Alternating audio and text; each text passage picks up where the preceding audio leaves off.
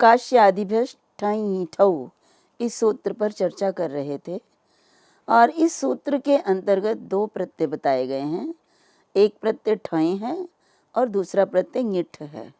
ये दोनों ही प्रत्यय किससे होते हैं? काशी आदि गण में पढ़े गए शब्दों से, और वो शैषिक प्रत्यय होते हैं अर्थात शेष अर्थों में होते हैं। अब यहाँ पे देखिए, एक प्रत्यय ठय और दूसरा प्रत्यय ङिठ। ठय में ञ बाद में है और ङिठ प्रत्यय में ञ पहले है। तो यहाँ पे ई भी है, दूसरे वाले में ङिठ में ई भी है। तो हमारे पास एक सूत्र होता है, वो है कि आदिर ञी टू डवः, अर्थात प्रत्यय के आदि में यदि ञी हो, टवर्ग हो और डू हो तो उसकी क्या हो जाती है? इत संज्ञा होती है। तो यहाँ पे प्रत्यय ङिठ है और ङिठ प्रत्यय के आदि में ञी है, तो इसकी इत संज्ञा हो जानी चाहिए और इत संज्ञा होने पर इसका लोप हो जाना चाहिए।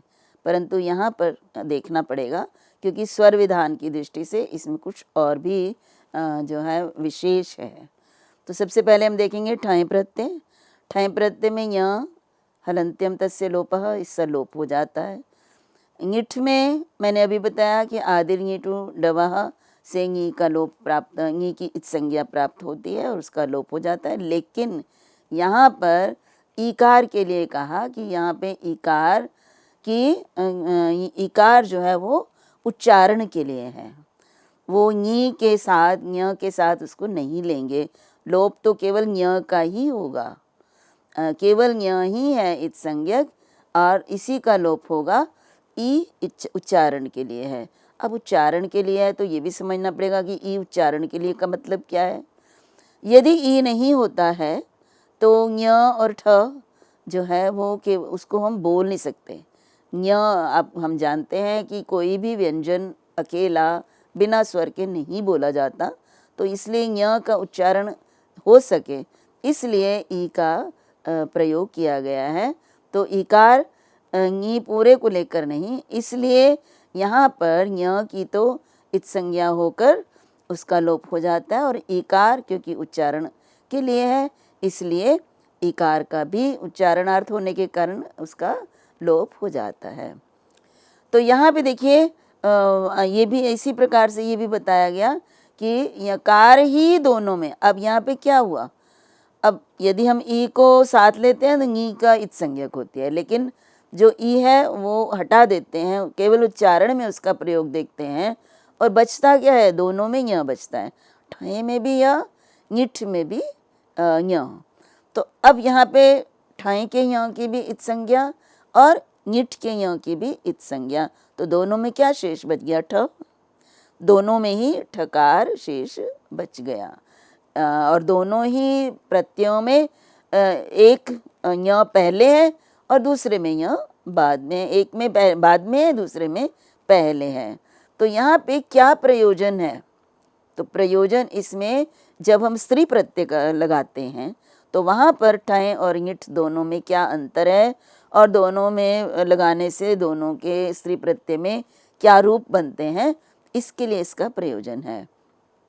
और मैं अभी वो भी आपको स्पष्ट ही कर देती हूँ कि आचार्य पाणिनि ने स्त्री प्रत्ययों के अंतर्गत एक सूत्र दिया है और वह टिड डा अण अय द्वैसच ददनच मात्रच तयब ठक ठय कय कुरपा, ये एक सूत्र है। हमने स्त्री प्रत्यय में उस सूत्र को पढ़ा था और उस सूत्र को पढ़ने पर हमें ये कहीं से भी ज्ञात नहीं था कि ठय प्रत्यय का प्रयोग कहाँ हुआ होगा, और लेकिन हमें केवल मात्र स्त्री प्रत्यय लगाने के लिए स्त्री प्रत्यय प्रकरण में कि यहाँ पे कौन सा प्रत्यय लगेगा उसी संदर्भ में हमें इस सूत्र का ज्ञान था। और इस सूत्र के अनुसार जिनसे ये प्रत्यय किए गए हैं, जो जितने भी प्रत्यय हमने गिनाए हैं उनमें ठय प्रत्यय भी है। तो ठय प्रत्यय जो है वो जिससे लगा होता है उसका यदि हम स्त्रीलिंग में प्रयोग करते हैं तो वो क्या होता है? उससे ङी प्रत्यय लगता है।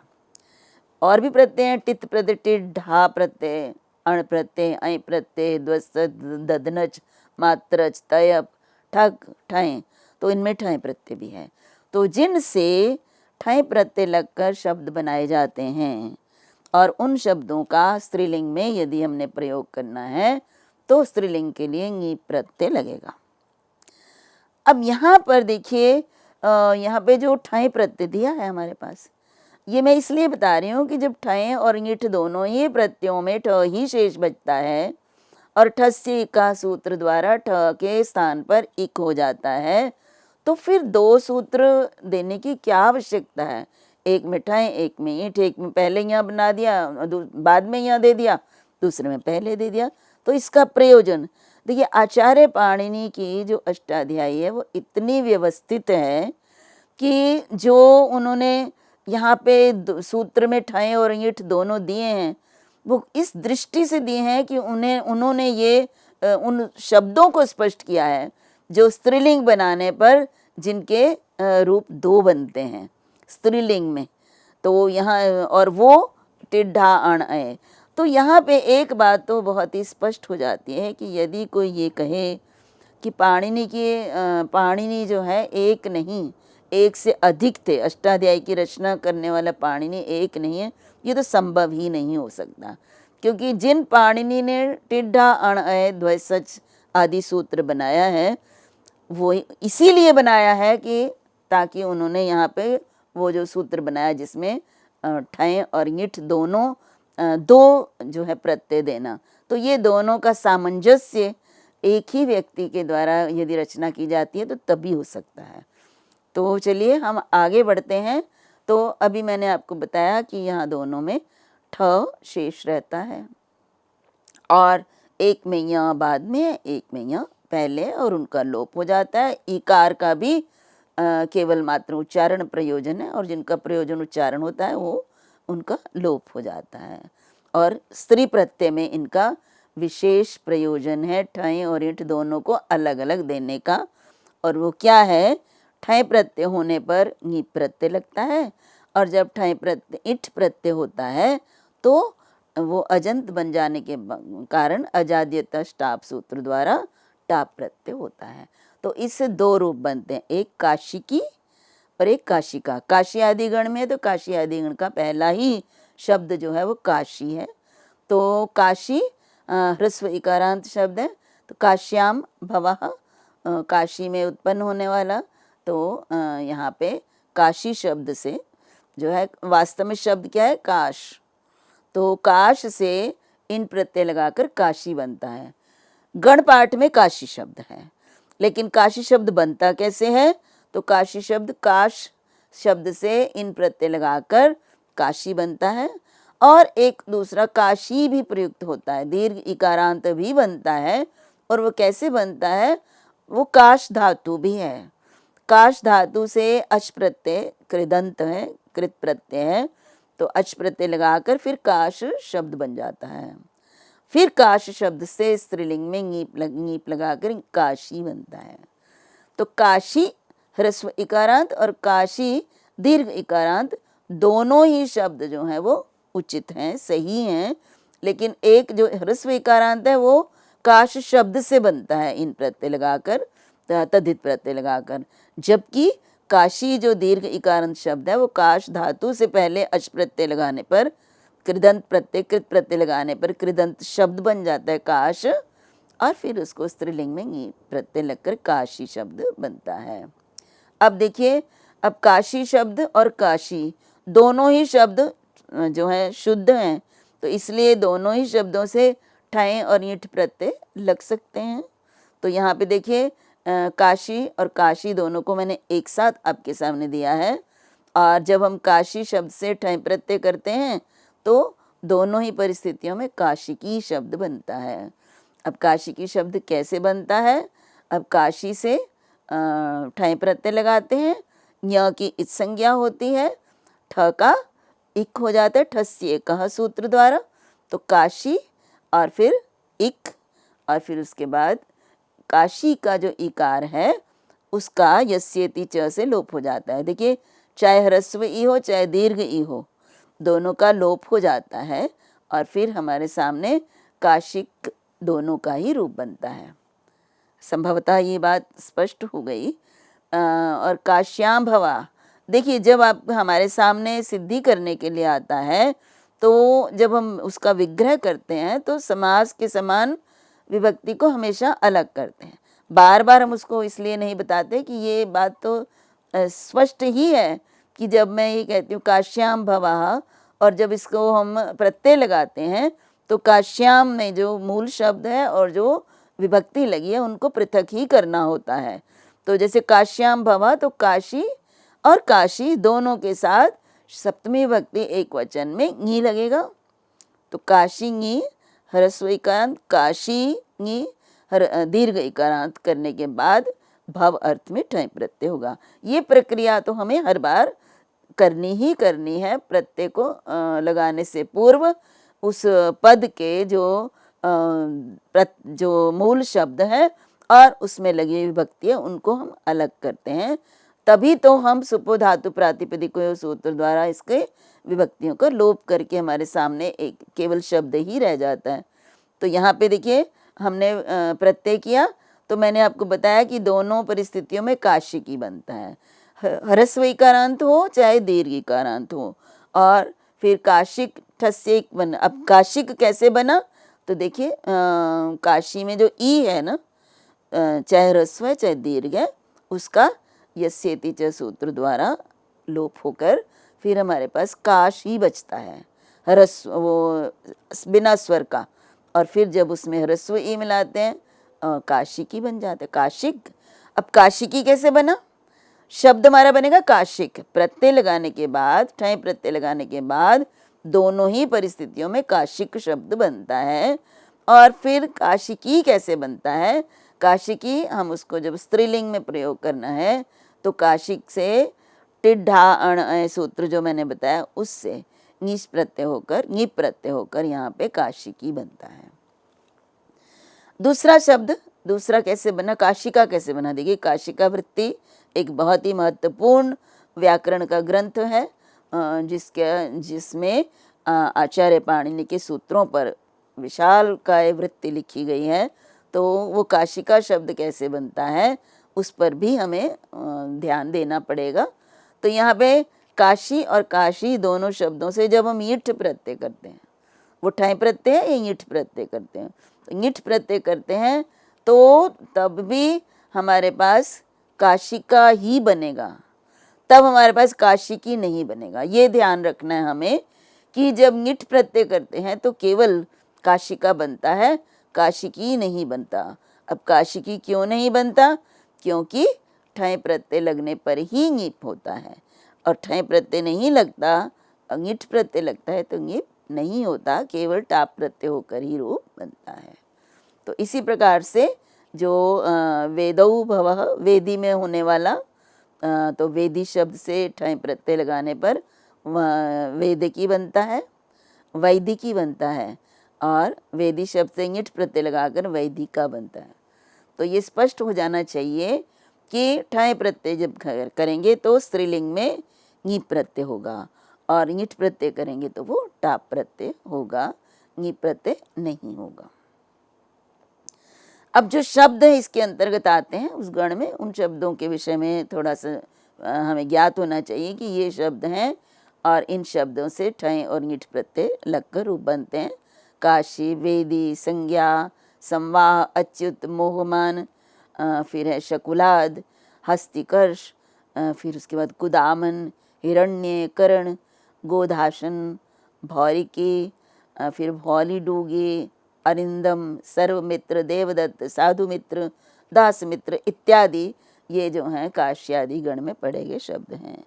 देखिए जब हम आचार्य पाणिनि के गणपाठ को देखते हैं और गणपाठ में जो पठित शब्दों को देखते हैं तो हमारे संस्कृत का शब्द भंडार कितना विशाल है इसका हमें ज्ञान हो जाता है। अब हमारे सामने मैंने आपको बताया कि गणपाठ है, तो गणपाठ में कुछ शब्द तो मैंने अभी आपको बताए, इस गणपाठ में कुछ गण सूत्र भी दिए हुए हैं साथ साथ। तो उसमें से एक गण सूत्र है आ पदादि पूर्व पदात कालात, आपद आदि, आपद, आपद शब्द है, तो आपद आदि पूर्व पदात अर्थात जिसका पूर्व पद आपद हो। देखिए, दो पद जब होते हैं तो एक पूर्व पद होता है, एक उत्तर पद होता है। एक पहले होता है, एक बाद में होता है। जो पहले पद प्रयुक्त होता है उसको हम पूर्व पद कहते हैं, बाद वाले पद को हम उत्तर पद कहते हैं।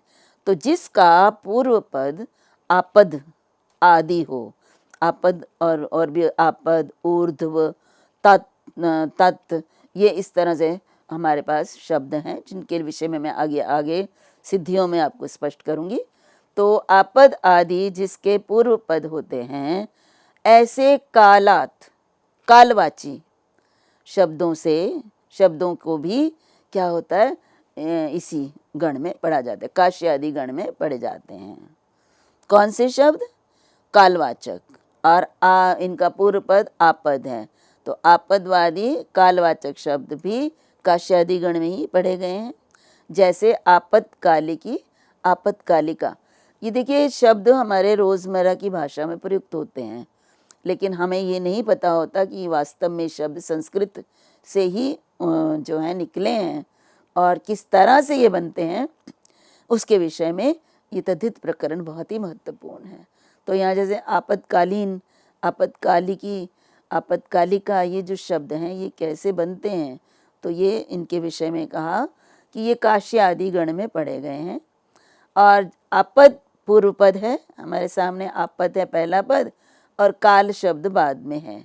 तो काल शब्द हो बाद में और उससे पूर्व पद जो है आपद आदि हो, तो भी इनकी क्या होती है, इनसे ठय और ञिठ प्रत्यय होता है, क्योंकि ये उसी गण में पढ़े गए हैं, काश्य आदि गण में। तो ठय प्रत्यय लगेगा तो आपत्कालिकी, ये रूप तो पूर्ववर्ती होंगे, क्योंकि ठय प्रत्यय लगने पर ञि प्रत्यय होगा तो आपत्कालिकी बनेगा, और अगर ञिठ प्रत्यय लगाते हैं तो फिर टाप प्रत्यय लगता है और आपत्कालिका दोनों रूप पड़ते हैं। इसी तरह से ऊर्ध्वकालिक शब्द, अब ऊर्ध्वकालिक शब्द यहाँ पे इसका पूर्व पद क्या है, ऊर्ध्व, तो आपद आदि कहा गया है, तो आपद आदि के अंतर्गत ऊर्ध्व भी आता है। तो ऊर्ध्व शब्द है पहले जो आपद आदि में पढ़ा जाता है, और कालिक काल शब्द है जो कि कालवाचक है। तो ऊर्ध्व काल, इसको जब हम ऊर्ध्व काल से संबंधित यदि हम कहते हैं तो हम क्या, ऊर्ध्व काले भवा हम यदि प्रयोग करते हैं तो ऊर्ध्व काल शब्द से यहाँ पे सप्तमी ञी लगेगी। उसके बाद ठय प्रत्यय, ठय प्रत्यय लगकर जो रूप बनता है वो मैं पहले बताती हूँ आपको। ठय प्रत्यय लगता है। अब प्रश्न ये उठता है कि ऊर्ध्व काल में ओ के स्थान पर औ कहाँ से हुआ, तो हम सब जानते हैं ठय प्रत्यय कैसा है, ञित है, इसका ञ इत संज्ञा क्या है, तो ञित संज्ञा होने के कारण इसमें तद्धिते श्वचाम आदि सूत्र द्वारा आदि अच ओ को वृद्धि औ हो जाएगी, तो और्ध्वकालिक शब्द बनेगा ठय प्रत्यय करने पर। ञिठ प्रत्यय करने पर हमारा और्ध्वकालिका बनेगा, केवल टाप प्रत्यय होगा। इसी तरह देखिए तात्कालिक, अब तात्कालिक, तत्कालिक शब्द तत्काल शब्द है, अब तत्काल में होने वाला, तात्कालिक ये शब्द हम बहुत बार प्रयुक्त करते हैं, तत्काल में होने वाला, तो तत्काल, तत् शब्द भी यहाँ पर आपद आदि के अंतर्गत आता है, और काल शब्द है बाद में, तो ये तत्काल से ठय और ञिठ प्रत्यय दोनों हो जाएंगे। किस अर्थ में, तत्काले भवः, तत्काले आगतः, ये भी अर्थ कोई भी देना हो तो यहाँ उसको तत्काल, तात्कालिक बोलेंगे। तो तात्कालिक कैसे बनता है, तत्काल उसी समय होने वाले को हम तात्कालिक कहते हैं। तो तत्काल से हमने ठय प्रत्यय जब किया तो तत्काल, तात्कालिक ही बना। तो क्या को वृद्धि जैसे हमने ओ को वृद्धि करी थी ऐसे ही यहाँ पर भी वृद्धि करेंगे तो तात्कालिकी रूप निष्पन्न होता है। और जब हम उसमें इठ प्रत्यय करते हैं तो फिर टाप प्रत्यय लगकर तात्कालिका रूप बनता है।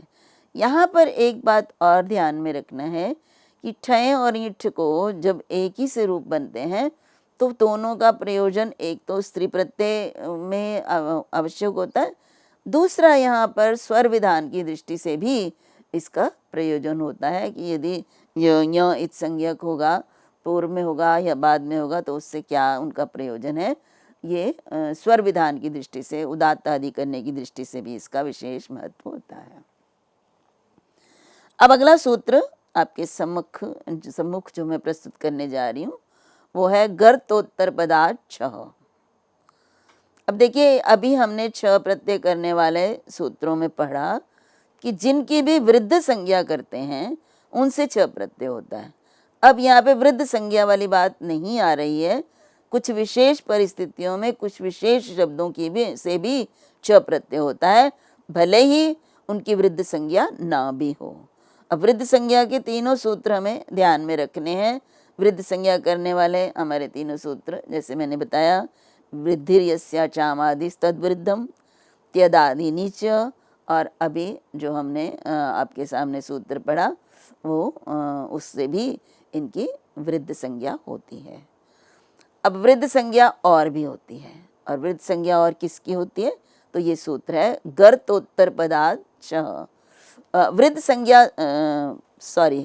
संज्ञा तो नहीं होती है, लेकिन वृद्ध संज्ञा होने पर प्राप्त होने वाला च प्रत्यय इनसे भी लगता है जिनकी वृद्ध संज्ञा नहीं होती है। तो यहाँ पे देखिए, इसमें देश शब्द जो पूर्व सूत्र में प्रयोग किया गया था, देशवाची, उसका तो हम यहाँ पे प्रयोग करेंगे, लेकिन वृद्ध संज्ञा का प्रयोग नहीं करेंगे कि वृद्ध होना चाहिए, ऐसा नहीं है, तो देश होना चाहिए। तो इस सूत्र का फिर अर्थ होता है गर्तोत्तर पदात्, अर्थात गर्त जिसका उत्तर पद गर्त हो, गर्त शब्द जिसका उत्तर पद हो, ऐसा देशवाची प्रातिपदिक, वही स्थान का वाचक होना चाहिए, उससे छ प्रत्यय होता है। और शैषिक अर्थात शेष अर्थों में, अपत्यादि अर्थों को छोड़कर अन्य विशिष्ट अर्थों में। अब यहाँ पे देखिए, हम ऐसे ऐसे शब्द हम देखेंगे जिनमें ना तो जो है वृद्ध संज्ञा के कोई लक्षण उनमें नहीं है, वृद्ध संज्ञा घटित नहीं होती है, लेकिन क्योंकि वो उत्तर पद उनका गर्त है, इसलिए उनसे भी हम छ प्रत्यय करते हैं। और ये फिर अण का अपवाद है। देखिए, सामान्य प्रत्यय अण ही होता है, जब कोई और प्रत्यय विशेष रूप से ना कहा गया हो तो अण प्रत्यय लगाते हैं। तो अभी विशेष प्रत्यय तो मैंने बताया कि यहाँ पे छ तो हो ही नहीं सकता था अगर हम पूर्व सूत्रों को वृद्ध संज्ञा देखें तो, इसलिए अण प्राप्त हो रहा था, लेकिन इन्होंने अब विशेष सूत्र दे दिया, इसलिए ये विशेष सूत्र जो छ प्रत्यय करता है वो अण का अपवाद है। तो अब हम इनमें देखते हैं कि छ प्रत्यय लगकर किस प्रकार से रूप बनते हैं, उदाहरण कौन से हैं। तो देखिए, वृक गर्तियम, वृक गर्त नाम का देश है, स्थान है। मैं पुनः बताती हूँ कि ये सारे के सारे प्रदेश थे प्राचीन समय में, आचार्य पाणिनि के समय में, लेकिन समय के साथ साथ कुछ अभी उनके विषय में, कईयों के विषय में कुछ बहुत अधिक ज्ञात नहीं है, लेकिन कुछ प्रदेश ऐसे हैं जो अभी भी जो है पाए जाते हैं, और कुछ के तो नाम भी परिवर्तित होकर प्राप्त होते हैं। तो इसलिए हम ये मानकर ही चलेंगे कि वृक गर्त जो है ये नाम का देश है। तो वृक गर्तो नाम देशा, देश का अर्थ यहाँ पे भारत, इंग्लैंड इत्यादि इस तरह की देश की बात नहीं कर रहे। देश का मतलब है एक ही देश में अनेक प्रदेश और जनपद, गांव, उन सबको देश मतलब स्थान। अब जब हम कहते हैं वृक गर्त, तो वृक गर्ते भवः, तत्र भवः अर्थ है, तो वृक गर्त नामक स्थान में होने वाला। अब यहाँ पे देखिए, यहाँ पे छ प्रत्यय क्यों होगा भाई? जब हमने अर्थ कर दिया तो यहाँ पे उत्तर पद गर्त है, उत्तर पद गर्त होने के कारण, और पूर्व में वृक है, कुछ भी हो सकता है, लेकिन जो इससे शब्द बनना है वो देशवाचक होना चाहिए। तो वृक गर्त जो देशवाचक शब्द है, इसका उत्तर पद गर्त है, इसलिए इससे तत्र भवा इस अर्थ में छ प्रत्यय होगा। इससे रूप किस प्रकार से निष्पन्न होगा ये अभी हम बात करते हैं। इसी तरह से श्रीगालगर्त, ये भी एक देश का नाम है, और श्रीगालगर्तियम जो बनता है छ प्रत्यय लगकर बनता है। श्वाविद गर्त, ये भी एक स्थान का नाम है, और इसमें भी छ प्रत्यय हो जाता है। देखिए, यहाँ पे जो गर्त शब्द होता है ना, जब श्रीगाल गर्त, ये जहाँ पे श्रीगाल जो है बहुत सारे गीदड़ इत्यादि पाए जाते हैं, उस स्थान को कहते हैं। क्योंकि मैंने आपको यही बताया कि देश अब किसी विशेष देश के लिए या किसी विशेष राज्य के लिए नहीं है, उस स्थान के लिए अब श्वाविद गर्त, जहाँ पे बहुत सारे श्वा कुत्ते इत्यादि, जहाँ बहुत अधिक कुत्तों के वजह से जो जाना जाता है, उसमें कुत्तों के स्थान, रहने के स्थान जहाँ बहुत अधिक है, उस स्थान को भी श्वाविद गर्त कहते हैं। तो इस तरह से जो नाम हो, जो किसी स्थान का नाम हो ना, और बाद का पद गर्त हो, तो फिर उससे छ प्रत्यय होता है। अब यहाँ पे इस सूत्र के संबंध में कुछ शंकाएं हैं, कुछ प्रश्न किए गए हैं पूर्व पक्ष की ओर से, और उनका ये मानना है कि जो इस सूत्र में कहा ना गर्तोत्तर पदार्थ, अब गर्त उत्तर पदार्थ कहने की क्या आवश्यकता है। वो कहते हैं केवल गर्ताद छह भी कह सकते थे, तो उत्तर पदार्थ गर्त उत्तर पदार्थ छह कहने का क्या प्रयोजन है, कोई आवश्यकता नहीं है। केवल मात्र वो कह देते गर्ताद छह, तो इससे भी स्वयं ही समझ आ जाता कि गर्त शब्द अकेला देशवाचक नहीं है, इससे पूर्व कोई ना कोई ऐसा शब्द लगना ही पड़ेगा जिससे कि ये देश का वाचक होगा। इसलिए जो स्वयं ही ये जो है गर्त शब्द के प्रयोग करने से ही ये अर्थ स्वयं प्राप्त हो जाता है कि इससे पूर्व पद होना चाहिए, तो फिर ये कहने की क्या आवश्यकता है कि गर्त उत्तर पद होना चाहिए। तो यहाँ पे यही प्रश्न करते हुए कहा कि ननु गर्ताच्छ इत्येतावानेव, केवल गर्त शब्दस्य देश वाचित्वा भावात, उसके बाद है गर्तोत्तर पद इति सिद्धे। तो मैंने यही बात आपको बताई है कि उत्तर पद ग्रहण करना जो है वो व्यर्थ है, क्योंकि गर्त देशवाचक नहीं है, इससे केवल गर्त का प्रयोग देशवाचक नहीं है, इससे पूर्व अगर कोई पद नहीं होगा तो वो देश का बोध नहीं कराएगा। इसलिए केवल गर्ताच्छा करने से भी हमारा प्रयोजन सिद्ध हो जाता है। ये पूर्व पक्ष वाले प्रश्न उठाते हैं, लेकिन इसका उत्तर ये है कि देखिए, हम जानते हैं कि पाणिनि कोई भी शब्द, इवन कोई भी मात्रा भी, वो निष्प्रयोजन प्रयोग नहीं करते हैं। यही कारण है कि उनका व्याकरण आज पूरे विश्व में उस पर शोध हो रहा है कि ये किस तरह से ये आज के जो संगणक है उसके लिए सबसे उत्तम जो है ये व्याकरण है, भाषा इससे सिद्ध होती है। तो इसके यही कारण मैं आपके सामने रख रही हूँ कि आचार्य पाणिनि कोई भी शब्द निष्प्रयोजन प्रयोग नहीं करते हैं। पूर्व पक्ष वाले भले ही इस पर प्रश्न उठाते हैं, तो इसका उत्तर देते हुए कहा कि यदि गर्तान्तात् इत्युच्येत तदा बहुगर्तम इत्येतस्मादपि बहुच पूर्वात् स्यात् भवन्ति ही एतत् जो है गर्तान्तम। तो यहाँ कहा, उत्तर देते हुए कहा कि यदि अगर आचार्य पाणिनि इसमें उत्तर पदार्थ ना लिखते, केवल गर्ताच्छ लिखते, तो जैसे बहुगर्तम, बहुगर्त शब्द है, इससे भी छ की प्राप्ति हो जाती, लेकिन उत्तर पद कहने से नहीं होती है। क्यों नहीं होती है? यहाँ भी एक प्रश्न है कि उत्तर पद का प्रयोग करने से, बहु के साथ गर्त का प्रयोग होने से यहाँ छ प्रत्यय नहीं होगा।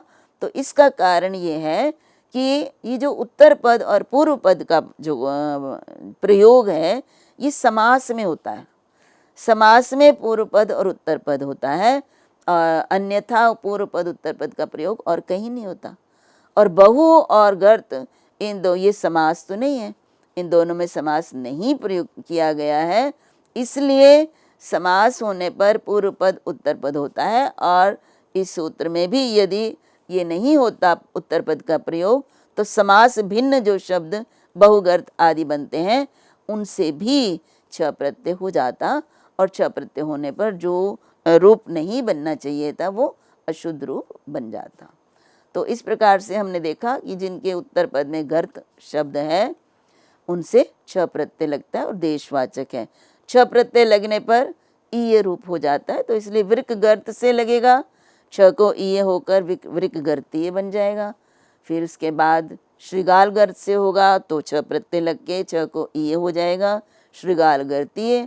और श्वाविद गर्त शब्द से होगा तो भी छ प्रत्यय लग के और श्वाविद गर्तीय ये रूप बन जाएगा।